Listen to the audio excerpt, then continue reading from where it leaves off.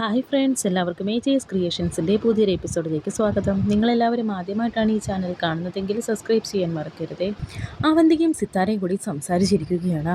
നമ്മളെപ്പോലെ പ്രൊഫഷണലായ ആളുകൾക്കിടയിൽ ഒരു മുഖവരയുടെ ആവശ്യമില്ല. അതുകൊണ്ട് തന്നെ കാര്യത്തിലേക്ക് വരാം. സിറ്റിയിലെ ആ സ്കൂൾ ഗ്രൗണ്ടിനടുത്ത് കിടക്കുന്ന 30 സെൻറ്റ് സ്ഥലത്തിന് സിത്താര അഡ്വാൻസ് കൊടുത്തുവല്ലേ എന്ന് ചോദിക്കുന്നുണ്ട് ഇപ്പോൾ അവന്തിക. തെറ്റാണെന്ന് വിചാരിക്കരുത്, ആ സ്ഥലം കൊണ്ട് എന്താണ് പ്ലാൻ എന്നും അവന്തിക ഇപ്പോൾ സിത്താരയോട് ചോദിക്കുന്നു. ഉടനെ സിത്താര പറയുന്നുണ്ട്, അങ്ങനെ പ്രത്യേകിച്ച് പ്ലാനൊന്നും ആയിട്ടില്ല. പിന്നെ ആ ഒരു സ്ഥലം ആയി എന്നറിഞ്ഞപ്പോൾ ഒരു മോഹത്തിന് വാങ്ങിച്ചിട്ടു എന്നേ ഉള്ളൂ. ഇത് കേട്ട് അവന്തിക പറയുന്നുണ്ട്, ഞാൻ ഒത്തിരി ആഗ്രഹിച്ചിരുന്ന ഒരു പ്ലോട്ടായിരുന്നു അത്. ഞാൻ ഇടയ്ക്ക് അന്വേഷിച്ചപ്പോൾ അത് കൊടുക്കുന്നില്ല എന്നാണ് അറിഞ്ഞത്. എൻ്റെ ഒരു റിക്വസ്റ്റാണ്, ആ പ്ലോട്ടിൽ പ്രത്യേകിച്ചൊന്നും പ്ലാൻ ചെയ്യാത്ത സ്ഥിതിക്ക് ആ സ്ഥലം എനിക്ക് വിട്ടു തന്നൂടെ? അത് വിട്ടുതരാൻ സാധിക്കുമെങ്കിൽ എന്നൊക്കെ അവന്തിക പറയുന്നത് കേട്ട് സിത്താര പറയുന്നുണ്ട്, ഇങ്ങനെ പെട്ടെന്ന് ചോദിച്ചാൽ എന്ന് പറയുമ്പോൾ നമുക്ക് രണ്ടുപേർക്കും പ്രത്യേകിച്ച് ഒരേ വേവ് ലെങ്ത് തന്നെയാണ്. ഒരേ ഫീൽഡിൽ ഒരുപോലെ വെട്ടിപ്പിടിച്ച് വന്നവർ. എന്തോ ഒരു അടുപ്പവും ആത്മബന്ധവും ഉള്ളതുപോലെ തോന്നിയിട്ടുണ്ട്. അതുകൊണ്ടാണ് ഞാൻ ഇത്രയും സ്വാതന്ത്ര്യമെടുത്ത് ചോദിച്ചത്. സിത്താരയ്ക്ക് സമ്മതമില്ലെങ്കിൽ വേണ്ട, ഞാൻ പറഞ്ഞല്ലോ, ഞാനൊന്ന് ചോദിച്ചുവെന്ന് മാത്രം എന്നൊക്കെ അവന്തിക പറയുമ്പോൾ, അവന്തികയ്ക്ക് ആ പ്ലോട്ടിനോട് അത്രയും മോഹമുണ്ടെങ്കിൽ ഞാൻ മാറി തന്നേക്കാം, എനിക്ക് കുഴപ്പമൊന്നുമില്ലെന്ന് സിത്താര പറയുന്നു. Thanks Sithara, thank you so much എന്ന് അവന്തിക പറയുന്നുണ്ട്. അതിൻ്റെയൊന്നും ആവശ്യമില്ല. അതുപോലെ തന്നെ ഭാവിയിൽ ഇനിയും ഒരാവശ്യം വന്നാൽ എനിക്ക് ധൈര്യമായിട്ട് നിങ്ങളോട് സംസാരിക്കാമല്ലോ എന്ന് സിത്താര ചോദിക്കുമ്പോൾ, ഉറപ്പായിട്ടും എപ്പോൾ വേണമെങ്കിലും ഏത് നേരത്ത് വേണമെങ്കിലും നിങ്ങൾക്ക് എന്നെ വിളിക്കാം, ഞാൻ ഉണ്ടാവും കൂടെ എന്ന് അവന്തിക സിത്താരയോട് പറയുന്നു. എൻ്റെ മോളുടെ പേരിൽ ഇവിടെ ഒരു പൂജയുണ്ട്, അത് കഴിഞ്ഞ് തിരിച്ച് ചെന്നാലുടൻ സ്ഥലം രജിസ്റ്റർ ചെയ്യാനുള്ള കാര്യങ്ങൾ നോക്കാം എന്ന് സിത്താര പറയുമ്പോൾ, മതി, ധാരാളം മതി എന്ന് അവന്തികയും പറയുന്നു. എന്തായാലും അവന്തിക ഇവിടെ വന്നതല്ലേ, പൂജയിൽ പങ്കെടുത്തിട്ട് പോകാം, എൻ്റെ മോളെയും കൂടി പരിചയപ്പെടാം എന്നും സിത്താര പറയും. മോളെവിടെ എന്ന് അവന്തിക ചോദിക്കുന്നുണ്ട്. അവൾ ജസ്റ്റ് ഒന്ന് പുറത്തേക്ക് പോയി, ഇനിയിപ്പോൾ നാളെ പരിചയപ്പെടാമെന്ന് സിത്താര പറയുന്നു. എങ്കിൽ നാളെ കാണാം, ഗുഡ് നൈറ്റ് എന്നൊക്കെ പറഞ്ഞ് ഇപ്പോൾ അവന്തിക പോകുന്നു. അങ്ങനെ ഇപ്പോൾ സിത്താര അതിനെക്കുറിച്ചൊക്കെ ആലോചിച്ച് നിൽക്കുന്നുണ്ട്. പുറത്തേക്ക് അവന്തിക വന്നപ്പോൾ ഉടനെ തന്നെ മൂർത്തി ഇപ്പോൾ ചോദിക്കുന്നുണ്ട്, എന്തായി എന്ന് മൂർത്തി ചോദിക്കുമ്പോൾ അവന്തിക പറയുന്നുണ്ട്, എന്താവാൻ, കൊതിച്ചതെന്തും സ്വന്തമാക്കിയ ചരിത്രമേ ഈ അവന്തികയ്ക്കുള്ളൂ എന്നറിയില്ല മൂർത്തിക്ക് എന്ന് ചോദിക്കുമ്പോൾ മൂർത്തി പറയുന്നുണ്ട്, അറിയാം, പക്ഷേ ഇത്തവണ എന്ത് വിദ്യയാണ് ഉപയോഗിച്ചത് എന്ന് ചോദിക്കുമ്പോൾ, ഒരു വിദ്യയും ഉപയോഗിച്ചില്ല. ചോദിച്ചപ്പോൾ തന്നെ അവർ അതിനെ സമ്മതിച്ചു. അവർ എന്നെ പോലല്ല, ഡീസൻ്റാണ് എന്ന് അവന്തിക പറയുന്നുണ്ട്. ഇനി ചെയ്യേണ്ടത് അവരുടെ മനസ്സ് മാറുന്നതിന് മുൻപേ തന്നെ മേഡത്തിൻ്റെ പേർക്ക് അത് എഴുതി മേടിക്കണം എന്ന് മൂർത്തി പറയുന്നു. അതിന് ഈ സിത്താരയുടെ മകളുടെ പൂജ കഴിയണം, വാ മൂർത്തി എന്ന് പറഞ്ഞ് അവർ പോകാൻ തുടങ്ങുന്നുണ്ട്. ആ സമയം സിത്താരയുടെ മകളായ ഗാഥയും അവരുടെ കൂടെയുള്ള സിനി എന്ന് പറയുന്ന ഒരാളും കൂടെ സംസാരിക്കുന്നത് അവന്തിക കാണുന്നു. ആ സമയത്താണ് കൃഷ്ണയുമായുള്ള ആ ഒരു പ്രശ്നത്തെപ്പറ്റി അവന്തിക ആലോചിക്കുന്നത്. കൃഷ്ണയാണ് ഗാഥയെന്ന് വിചാരിച്ചിരിക്കുകയാണ് അവന്തിക. അവർ ഇരട്ട സഹോദരികളാണ്. എന്നാൽ രണ്ടുപേരും രണ്ട് വീടുകളിലാണ് താമസിക്കുന്നത്. കൃഷ്ണ ഒരു പാവവും ഗാഥ കുറച്ച് അഹങ്കാരിയുമാണ്. ഇതവളല്ലേ, ഇവൾക്കെന്താ സിത്താരയുടെ റൂമിൽ കാര്യം എന്നിങ്ങനെ ചിന്തിക്കുന്നുണ്ട് ഇപ്പോൾ അവന്തിക. അങ്ങനെ മൂർത്തിയും അവന്തികയും കൂടി അവിടേക്ക് മാറി നിന്ന് നോക്കുന്നുണ്ട്. മോള് പൂജയുടെ കാര്യം പൂജാരിയോട് ചോദിച്ചോ എന്ന് സിത്താര ഗാഥയോട് ചോദിച്ചു എന്ന് പറയുന്നുണ്ട് ഗാഥ. മമ്മിയെ കാണാൻ ഒരു ഗസ്റ്റ് വരുന്നുണ്ടെന്ന് പറഞ്ഞില്ലേ, എന്നിട്ട് അവർ വന്നോ എന്നൊക്കെ തിരക്കുന്നുണ്ട് ഇപ്പോൾ ഗാഥ. അങ്ങനെ ഇപ്പോൾ അവർ സംസാരിച്ചു കൊണ്ടിരിക്കുന്നത് അവന്തിക അവിടെ നിന്ന് കേൾക്കുന്നുണ്ട്. അപ്പോഴാണ് അവന്തികയ്ക്ക് മനസ്സിലാകുന്നത് ഗാഥ സിത്താരയുടെ മകളാണെന്ന്. കൃഷ്ണ തന്നെയാണ് ഗാഥ എന്ന് തന്നെയാണ് ഇപ്പോഴും അവന്തിക വിശ്വസിക്കുന്നത്. വന്നത് അവന്തികയായിരുന്നു, നമ്മുടെ സെയിം ഫീൽഡ് തന്നെയാണ് എന്ന് സിത്താര പറയുമ്പോൾ, ആരായാലും എൻ്റെ മമ്മിയുടെ 7 അയലവത്തെത്തില്ല എന്നൊക്കെ ഗാഥ പറയുന്നുണ്ട്. ഇത് കേട്ടിട്ട് അവന്തിക്ക് ആകെ ദേഷ്യം വരുന്നുണ്ട്. അവരെന്തിനാ ഇങ്ങോട്ട് വന്നതെന്ന് ഗാഥ ചോദിക്കുമ്പോൾ, സ്കൂൾ ഗ്രൗണ്ടിനോട് ചേർന്ന് കിടന്ന സ്ഥലത്തിന് അഡ്വാൻസ് കൊടുത്തില്ലായിരുന്നോ നമ്മൾ, അതിപ്പോൾ അവർക്ക് വേണമെന്ന് സിത്താര പറയുമ്പോൾ, എന്നിട്ട് മമ്മി എന്ത് പറഞ്ഞു എന്ന് ഗാഥ ചോദിക്കുന്നു. ഞാനെന്ത് പറയാനാ, എടുത്തോളാൻ പറഞ്ഞു എന്ന് സിത്താര പറയുന്നത് കേട്ട് ഗാഥ ചോദിക്കുന്നുണ്ട്, മമ്മി എന്തിനാ അങ്ങനെയൊക്കെ പറഞ്ഞത്, നവീനോട് ഒന്നുകൂടി ആലോചിച്ചിട്ട് പറഞ്ഞാൽ പോരായിരുന്നോ? ഒരാൾ ഒരു കാര്യം ആദ്യമായി ചോദിക്കുമ്പോൾ എങ്ങനെയാണ് നോ പറയുന്നത് എന്ന് സിത്താര ചോദിക്കുമ്പോൾ ഗാഥ പറയുന്നുണ്ട്, നോ പറയേണ്ട സ്ഥലത്ത് നമ്മൾ നോ തന്നെ പറയണം. എന്തായാലും നമുക്കൊന്നുകൂടി ആലോചിച്ചിട്ട് ഈ കാര്യത്തിൽ ഒരു തീരുമാനം എടുത്താൽ മതി എന്നും ഗാഥ ഇപ്പോൾ സിത്താരയോട് പറയുന്നുണ്ട്. അതെങ്ങനെയാ മോളെ, ഞാൻ വാക്ക് കൊടുത്തു പോയില്ലേ, അതിനി എങ്ങനെയാണ് മാറ്റുന്നത് എന്നൊക്കെ സിത്താര ചോദിക്കുമ്പോൾ ഗാഥ പറയുന്നുണ്ട്, ഗാഥ പറയുന്നുണ്ട്, വാക്കല്ലേ കൊടുത്തിട്ടുള്ളൂ, എഗ്രിമെൻ്റ് ഒന്നും എഴുതിയിട്ടില്ലല്ലോ, വാക്ക് മാറ്റാനുള്ളത് തന്നെയാണ് എന്ന് ഗാഥ. ഞാനും കൂടി ഇവിടെ ഉണ്ടായിരുന്നെങ്കിൽ ആ സ്ഥലം വിട്ടുകൊടുക്കാൻ ഞാൻ സമ്മതിക്കില്ലായിരുന്നു എന്നൊക്കെ ഗാഥ പറയുന്നത് കേട്ട് വളരെയധികം ദേഷ്യത്തോടെ തന്നെ അവന്തിക ഇതെല്ലാം കേട്ട് നിൽക്കുന്നുണ്ട്. അങ്ങനെ ഇപ്പോൾ മൂർത്തിയോട് അവന്തിക സംസാരിക്കുന്നുണ്ട്. അപ്പോൾ എന്നെ വഴിയിലിട്ട് അപമാനിച്ചത് സിത്താരയുടെ മകൾ തന്നെയായിരുന്നു എന്ന് അവന്തിക പറയുന്നത് കേട്ട് മൂർത്തി പറയുന്നുണ്ട്. ഇനിയിപ്പോൾ മാഡത്തിനെ തിരിച്ചറിഞ്ഞിട്ടായിരിക്കുമോ അവൾ സ്ഥലം കൊടുക്കണ്ടെന്ന് പറഞ്ഞത്? ഉടനെ അവന്തിക പറയുന്നുണ്ട്, അതിപ്പോൾ അങ്ങനെയാണെങ്കിലും അല്ലെങ്കിലും അവൾക്കുള്ളത് ഞാൻ കൊടുക്കുന്നുണ്ട് എന്നൊക്കെ ദേഷ്യത്തോടെ തന്നെ പറയുന്നുണ്ട് അവന്തിക. ശേഷം ഇപ്പോൾ സച്ചിയാണ് കാണിക്കുന്നത്. സച്ചി ഇപ്പോൾ അർച്ചനയെക്കുറിച്ച് തന്നെയാണ് ആലോചിച്ചിരിക്കുന്നത്. ക്ഷേത്രത്തിൽ വെച്ച് അർച്ചനയെ കണ്ടതും അർച്ചന ഓടി റൂമിൽ കയറിയതും എല്ലാം തന്നെയാണ് ഇപ്പോൾ ആലോചിച്ചിരിക്കുന്നത്. വളരെയധികം സങ്കടത്തോടെ തന്നെ ഇരിക്കുന്നുണ്ട് സച്ചി. ഇതൊന്നും ഓർത്തിട്ട് സഹിക്കാൻ കഴിയുന്നില്ല സച്ചിക്ക്. ശേഷം ഗൂഗിളിനെയാണ് കാണിക്കുന്നത്. ഗൂഗിൾ ഇപ്പോൾ റെഡിയായിക്കൊണ്ടിരിക്കുന്നുണ്ട്. ഈ സമയം അവിടേക്ക് കമ്മിറ്റി അംഗം ഒരാൾ വന്നിട്ട് പറയുന്നുണ്ട്, രാഹുലത്തിന് മുന്നേ പൂജ തുടങ്ങണം.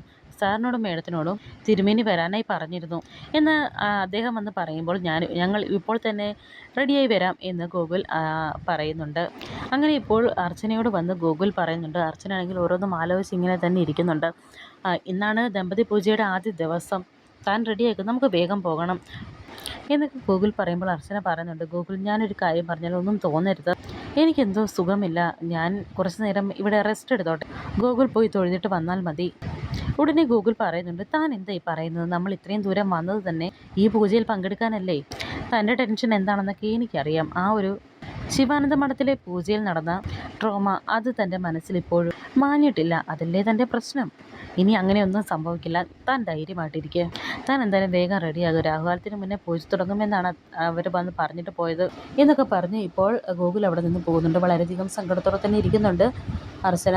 അങ്ങനെ ഇപ്പോൾ പൂജയൊക്കെ തുടങ്ങിയിട്ടുണ്ട്. തിരുമേനി പൂജ ചെയ്തുകൊണ്ടിരിക്കുമ്പോൾ ഗൂഗിളും അർച്ചനയും അവിടെ നിൽക്കുന്നുണ്ട്. അതുപോലെ തന്നെ സിത്താരയും ഗാഥയും നവീനുമുണ്ട്. എല്ലാവരും തൊഴുതു നിൽക്കുന്നുണ്ട്. മറ്റുള്ള ദമ്പതിമാരും അവിടെ നിൽക്കുന്നു. ദമ്പതി പൂജയിൽ പങ്കെടുക്കാൻ വന്നിരിക്കുന്ന എല്ലാവരും നാഗത്തറയിലേക്ക് ചെല്ലാനും കളം വരയ്ക്കുന്ന ആൾക്ക് ദക്ഷിണ കൊടുക്കണം എന്നും ഇപ്പോൾ തിരുമേനി അവരോട് പറയുന്നുണ്ട്. ഈ സമയം തന്നെ നവീൻ ഒരു കോള് വരുന്നു. അങ്ങനെ നവീൻ അവിടെ നിന്ന് പോവുകയാണ്. അങ്ങനെ ഇപ്പോൾ അവർ അവിടേക്ക് പോകുമ്പോൾ കൃഷ്ണയാണ് അവിടെ കളം വരയ്ക്കുന്നത്. കൃഷ്ണയെ കണ്ട് ഞെട്ടുന്നുണ്ട് ഗാഥ. സിത്താരയും ഒന്ന് കണ്ട് ഞെട്ടുന്നുണ്ട്. അവരെ രണ്ടുപേരെയും കണ്ട് കൃഷ്ണയും ഒന്ന് പേടിക്കുന്നു. ഇതാണ് നാഗപ്രീതിക്ക് വേണ്ട പ്രധാന കർമ്മങ്ങൾ ചെയ്യുന്ന പെൺകുട്ടി കൃഷ്ണ എന്ന് തിരുമേനി ഇപ്പോൾ പറഞ്ഞ് പരിചയപ്പെടുത്തുന്നുണ്ട്. ദേഷ്യത്തോടെ തന്നെയാണ് ഇപ്പോൾ ഗാഥ കൃഷ്ണയെ നോക്കുന്നത്. അനുഗ്രഹം വാങ്ങി ദക്ഷിണ കൊടുത്ത് പൂജാദ്രവ്യങ്ങൾ സ്വീകരിക്കാനായി തിരുമേനി ഇപ്പോൾ ഓരോരുത്തരോടും പറയുന്നുണ്ട്. ഞാൻ ഇവളുടെ മുൻപിൽ തൊഴുതു നിന്ന് അനുഗ്രഹം വാങ്ങാനോ? അത് നടക്കുന്ന കാര്യമല്ല എന്ന് ഗാഥ ദേഷ്യത്തോടെ സിത്താരയോട് പറയുന്നു. എന്നാൽ സിത്താര പറയുന്നുണ്ട്, ഇവിടെ ഇപ്പോൾ ചടങ്ങാണ് പ്രധാനം, അഹങ്കാരം കാണിച്ച് ദൈവദോഷം വിളിച്ചു വരുത്തരുത്. അങ്ങനെ ഇപ്പോൾ ഓരോന്നുമൊക്കെ പറഞ്ഞ് അവിടെ ഒരു ചെറിയൊരു രീതിയിൽ അവർ രണ്ടുപേരും വാക്കുതർക്കം ഉണ്ടാകുന്നുണ്ട്. അങ്ങനെ ഇപ്പോൾ സിത്താരയുടെ നിർബന്ധപ്രകാരം ഗാഥ ഇപ്പോൾ ചെന്ന് ആ ഒരു പൂജാദ്രവ്യങ്ങൾ വാങ്ങുന്നുണ്ട്. ഇതെല്ലാം തന്നെ നോക്കി നിൽക്കുന്നുണ്ടായിരുന്നു അർച്ചന. വളരെയധികം ദേഷ്യത്തോടെയാണ് അത് കൃഷ്ണയുടെ കയ്യിൽ നിന്നും ഗാഥ ഇപ്പോൾ വാങ്ങുന്നത്. എന്നിട്ട് ആ ഒരു ദക്ഷിണ ആ പാദത്തിലേക്ക് വലിച്ചെറിഞ്ഞാണ് കൊടുക്കുന്നത്. ഇതെല്ലാം അവിടെ നിൽക്കുന്ന എല്ലാവരും നോക്കി കാണുന്നുണ്ടായിരുന്നു. വളരെയധികം സങ്കടത്തോടെ തന്നെ നിൽക്കുന്നുണ്ട് കൃഷ്ണ. അർച്ചന ഇപ്പോൾ കൃഷ്ണയുടെ അരികിലേക്ക് വന്ന് നല്ലപോലെ ഒന്ന് പ്രാർത്ഥിച്ചതിന് ശേഷം ആ പൂജാദ്രവ്യങ്ങൾ വാങ്ങുന്നുണ്ട്. ശേഷം പ്രാർത്ഥനയോടെ തന്നെ ആ ഒരു ദക്ഷിണയും ആ തട്ടത്തിലേക്ക് വെച്ച് കൊടുക്കുന്നു. വളരെ ദേഷ്യത്തോടെ ഇപ്പോൾ ഗാഥ റൂമിലേക്ക് വന്നിട്ടുണ്ട്. എന്നിട്ട് പറയുന്നുണ്ട്, എനിക്കറിയുന്നത് ഇത് ഇങ്ങനെയൊക്കെ തന്നെ സംഭവിക്കുകയുള്ളൂ എന്ന്. അവൾ മനഃപൂർവ്വം ഇവിടെ വന്നതാണ് ഈ പൂജ മുടക്കാനായി എന്നൊക്കെ പറഞ്ഞ് ഗാഥ ഇപ്പോൾ അവിടെ പ്രശ്നങ്ങൾ ഉണ്ടാക്കിക്കൊണ്ടിരിക്കുന്നുണ്ട്. ഈ പൂജയുടെ കാര്യം കൃഷ്ണ അറിയാൻ വഴിയില്ല, നീ എന്നെ ഒന്ന് വിശ്വസിക്കുക, ഞാൻ എന്തായാലും കൃഷ്ണയോടൊന്ന് പോയി സംസാരിക്കട്ടെ എന്നൊക്കെ പറഞ്ഞ് ഇപ്പോൾ സിത്താര അവിടെ നിന്ന് പോകുന്നുണ്ട്. അങ്ങനെ ഇപ്പോൾ സിത്താര കൃഷ്ണയെ വന്ന് കാണുന്നുണ്ട്. അങ്ങനെ ചോദിക്കുന്നുണ്ട്, നീ എന്തിനാണ് ഇവിടേക്ക് വന്നതെന്ന്. ഉടനെ കൃഷ്ണ പറയുന്നുണ്ട്, ഗാഥയും നവീനും ഇവിടേക്ക് വരുന്ന കാര്യം എനിക്ക് അറിയില്ലായിരുന്നു, അറിഞ്ഞിരുന്നെങ്കിൽ ഞാൻ ഇവിടേക്ക് വരില്ലായിരുന്നു. എന്നെ ഇവിടുത്തെ തിരുമേനിയൊക്കെ തന്നെയാണ് ഇവിടുത്തെ കളം വരയ്ക്കണമെന്ന് പറഞ്ഞ് വിളിച്ചത്. മനഃപൂർവ്വമായിട്ട് ഞാൻ ഇങ്ങനെ ചെയ്യുമെന്ന് മാഡത്തിന് തോന്നുന്നുണ്ടോ എന്നൊക്കെ ഗാഥ ഇപ്പോൾ സിത്താരയോട് ചോദിക്കുമ്പോൾ സിത്താര പറയുന്നുണ്ട്, അതൊക്കെ എനിക്ക് മനസ്സിലാകും, പക്ഷേ ഗാഥയോട് പറഞ്ഞാൽ മനസ്സിലാകുമോ? അവൾ പറയുന്നത് മനഃപൂർവ്വം അവളുടെ ഈ പൂജയും കാര്യങ്ങളുമൊക്കെ മുടക്കാനാണ് നീ വന്നിരിക്കുന്നതെന്നാണ്. ഞാൻ പറഞ്ഞാൽ നീ കേൾക്കുമോ? നീ ഇവിടെ നിന്ന് പോകണം, കാരണം പൂജ മുടങ്ങിയാൽ ഒരു സ്വസ്ഥതയും ഗാഥ എനിക്ക് തരില്ല. നാളെ രാവിലെ നവീൻ ഇവിടെ എത്തും. അത് കഴിഞ്ഞാൽ ഗാഥ എങ്ങനെ റിയാക്ട് ചെയ്യുന്നതെന്ന് എനിക്ക് തന്നെ പറയാൻ പറ്റില്ല എന്നൊക്കെ സിത്താര പറയുമ്പോൾ കൃഷ്ണ പറയുന്നുണ്ട്, എന്തായാലും തിരുമേനിയോട് ഞാനത് ചോദിക്കട്ടെ, ഇവിടെ നിന്ന് പോകുന്നതാണ് നല്ലതെന്നാണ് എനിക്കും തോന്നുന്നത് എന്നൊക്കെ ഇങ്ങനെ പറഞ്ഞ് തിരുമേനിയോട് ഇപ്പോൾ സംസാരിക്കാനായി കൃഷ്ണ പോകുന്നുണ്ട്. കൂടെ സിത്താരയും ചെല്ലുന്നു. തിരുമേനിയോട് പറയുന്നുണ്ട്, എനിക്ക് പ്രധാനമായും എനിക്കിപ്പോൾ പെട്ടെന്നൊന്ന് നാട്ടിലോട്ട് പോകേണ്ട ആവശ്യമുണ്ട്, എനിക്ക് ഇത് പൂർത്തിയാക്കാൻ കഴിയില്ല എന്ന് കൃഷ്ണ പറയുന്നത് കേട്ട് തിരുമേനി പറയുന്നുണ്ട്, അത് തുടങ്ങി വെച്ച ആൾ തന്നെ തീർക്കണം, തീർത്തില്ല എന്നുണ്ടെങ്കിൽ സർപ്പശാപം ഉണ്ടാകും. കുറേ വർഷങ്ങൾക്ക് മുൻപേ ഇതുപോലെ ഒരാൾ പൂജ പൂർത്തിയാക്കാതെ പകുതി വഴിയിൽ ഉപേക്ഷിച്ചിട്ട് പോയി. അയാൾ കാടിൻ്റെ മധ്യത്തിൽ ചെന്നതും ഒരു ഇരുട്ടിൽ നിന്നും ഉയർന്നു വന്ന ഒരു മഹാസർപ്പം അയാളെ തടഞ്ഞു. നാഗശാപം ഒരു നിഴൽ പോലെ പിന്തുടർന്നു. പിറ്റേന്ന് നേരം വെളുത്തപ്പോൾ കണ്ടത് ഒരു നീലിച്ച ശരീരമായി പാതയോർത്തി കിടക്കുന്ന അയാളെ ആയിരുന്നു. സർപ്പത്തിന് നെറ്റിവിരിഞ്ഞ അടയാളം അയാളുടെ നെഞ്ചിലുണ്ടായിരുന്നു. ശാപം തന്നെയായിരുന്നു അത്. മോളെ, നാഗങ്ങൾ സ്നേഹിച്ചാൽ ഐശ്വര്യമാണ്, പക്ഷേ കോപിച്ചാൽ അത് വിനാശമാണ്. മൃത്യുവോടെ അല്ലാതെ ആ ശാപം വിട്ടുപോകില്ല. അതുകൊണ്ട് എന്തത്യാവശ്യമാണെങ്കിലും മോൾ ഇവിടെ തന്നെ ഉണ്ടാകണം, അല്ലെങ്കിൽ കിട്ടുന്ന ശിക്ഷ മരണമായിരിക്കും എന്നൊക്കെ ഇപ്പോൾ തിരുമേനി പറഞ്ഞിട്ട് അവിടെ നിന്ന് പോകുന്നുണ്ട്. ഉടനെ കൃഷ്ണ ഇപ്പോൾ സിത്താരയോട് ചോദിക്കുന്നുണ്ട്, ഇനി എന്താണ് ഞാൻ ചെയ്യേണ്ടതെന്ന് മാഡം തന്നെ പറയും. ഉടനെ സിത്താര പറയുന്നുണ്ട്, ഇതൊക്കെ കേട്ട് ഞാൻ എന്താ പറയേണ്ടത്? നീ തുടങ്ങി വെച്ച പൂജ നീ തന്നെ അവസാനിപ്പിക്കുക. ഗാഥയുടെ വാശിയിലും എൻ്റെ വാക്കിലും നീ ഇവിടെ നിന്ന് പോയാൽ പിന്നെ നിനക്ക് എന്തെങ്കിലും സംഭവിച്ചാൽ പിന്നെ എനിക്കൊരു സമാധാനം ഉണ്ടാകില്ല എന്നൊക്കെ ഇങ്ങനെ വളരെയധികം സങ്കടത്തോടെ കണ്ണ് നിറഞ്ഞുകൊണ്ട് പറയുന്നുണ്ട് സിത്താര. ഞാൻ ഗാഥയോട് എന്തായാലും സംസാരിക്കാം എന്നൊക്കെ സിത്താര ഇപ്പോൾ ഗാഥയോട് പറയുന്നുണ്ട്. ഉടനെ ഗാഥ പറയുന്നുണ്ട്, കൃഷ്ണ പറയുന്നുണ്ട്, നാളെ നവീൻ വന്നാൽ ഇതിനും വലിയ പ്രശ്നമാകും. അതുകൊണ്ട് പൂജ മുടങ്ങിയാൽ അതും സർപ്പശാപമായി തീരും. എല്ലാവരും അനുഭവിക്കുന്നതിനേക്കാൾ നല്ലത് ഞാൻ ഒറ്റയ്ക്ക് അനുഭവിക്കുന്നതാണ്. അതുകൊണ്ട് പൂജ പകുതി വെച്ച് നിർത്തിപ്പോകാൻ തന്നെയാണ് എൻ്റെ തീരുമാനം എന്നൊക്കെ കൃഷ്ണൻ പറയുന്നത് കേട്ട് സിത്താര പറഞ്ഞിട്ടുണ്ട്, വേണ്ട, നീ എവിടേക്കും പോകണ്ട. ചിലപ്പോൾ നമ്മൾ പ്രതീക്ഷിക്കുന്നത് പോലെ ഒരു പ്രശ്നങ്ങളും ഉണ്ടാകില്ല. നാഗങ്ങൾക്ക് പ്രിയപ്പെട്ടവളല്ലേ നീ, അപ്പോൾ ഒരു പ്രശ്നമുണ്ടാതെ ഈശ്വരൻ നോക്കിക്കോളും എന്നൊക്കെ ഇപ്പോൾ വളരെയധികം പേടിച്ച് കൃഷ്ണയോട് വളരെയധികം സ്നേഹത്തോടെ സംസാരിക്കുന്നുണ്ട് സിത്താര. അങ്ങനെ ഇപ്പോൾ സിത്താര അവിടെ നിന്നും പോകുന്നുണ്ട്. വളരെയധികം സങ്കടത്തോടെ തന്നെ നിൽക്കുന്നുണ്ട് കൃഷ്ണ. വരാനിരിക്കുന്ന പുതിയ എപ്പിസോഡുകളുമായി വീണ്ടും കാണാം. Thank you for watching.